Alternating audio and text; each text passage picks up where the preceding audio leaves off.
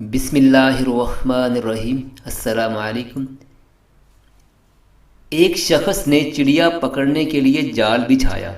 اتفاق سے ایک چڑیا اس میں پھنس گئی اور شکاری نے اسے پکڑ لیا۔ چڑیا نے اس سے کہا، اے انسان، تم نے کئی ہرن، بکرے اور مرغ وغیرہ کھائے ہیں، ان چیزوں کے مقابلے میں میری کیا حقیقت؟ ذرا سا گوشت میرے جسم میں ہے، اس سے تمہارا کیا بنے گا؟ تمہارا تو پیٹ بھی نہیں بھرے گا۔ لیکن اگر تم مجھے آزاد کر دو تو میں تمہیں 3 نصیحتیں کروں گی جن پر عمل کرنا تمہارے لیے بہت مفید ہوگا۔ ان میں سے ایک نصیحت تو میں ابھی کروں گی، جبکہ دوسری اس وقت جب تم مجھے چھوڑ دو گے اور میں دیوار پر جا بیٹھوں گی۔ اس کے بعد تیسری اور آخری نصیحت اس وقت کروں گی جب دیوار سے اڑ کر سامنے درخت کی شاخ پر جا بیٹھوں گی۔ اس شخص کے دل میں تجسس پیدا ہوا کہ نہ جانے چڑیا کیا فائدہ مند نصیحتیں کرتی ہے۔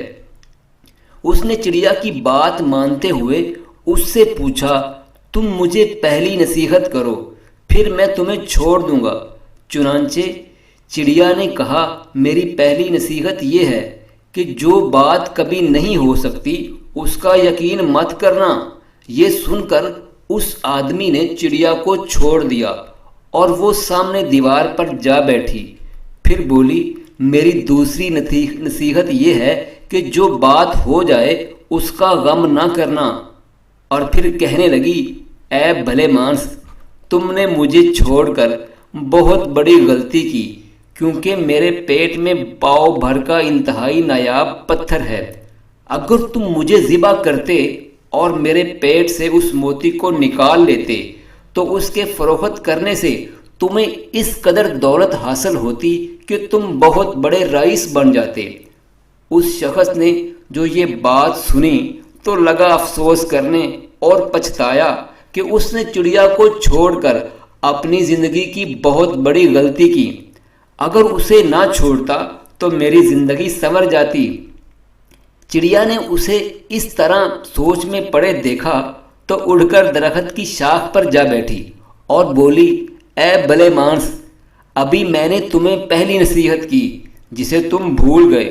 جو بات نہ ہو سکنے والی ہو اس کا ہرگز یقین نہ کرنا، لیکن تم نے میری اس بات کا اعتبار کر لیا کہ میں چھٹانک بر وزن رکھنے والی چڑیا اپنے پیٹ میں پاؤ وزن کا موتی رکھتی ہوں۔ کیا یہ ممکن ہے؟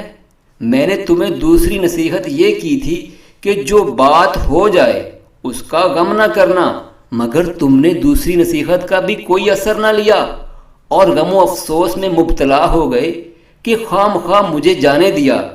تمہیں کوئی بھی نصیحت کرنا بالکل بیکار ہے، کیونکہ تم نے میری پہلی 2 نصیحتوں پر کب عمل کیا جو تیسری پر کرو گے؟ تم نصیحت کے قابل نہیں۔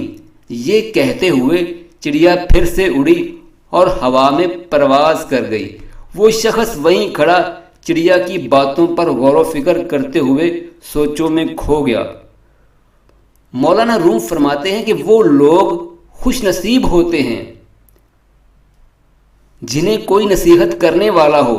ہم اکثر اپنے مخلص ساتھیوں اور بزرگوں کی نصیحتوں پر کان نہیں دھرتے، اس میں نقصان ہمارا ہی ہوتا ہے۔